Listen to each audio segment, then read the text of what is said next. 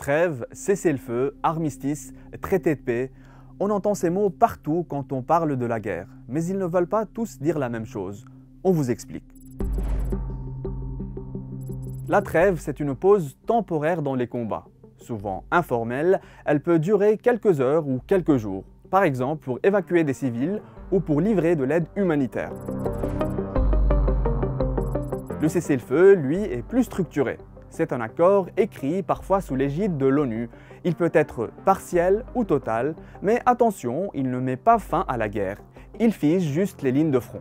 Minsk II, signé en 2015 entre l'Ukraine, la Russie et les séparatistes du Donbass, prévoyait un cessez-le-feu, mais il a été violé à plusieurs reprises. L'armistice, c'est un cessez-le-feu officiel entre États.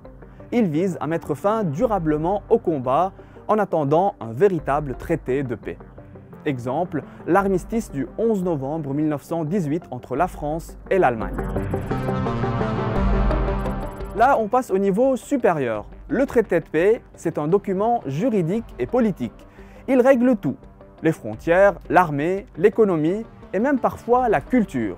Le traité de paix israélo-égyptien de 1979, signé à Camp David, a mis fin à 3 décennies de guerre entre les deux pays.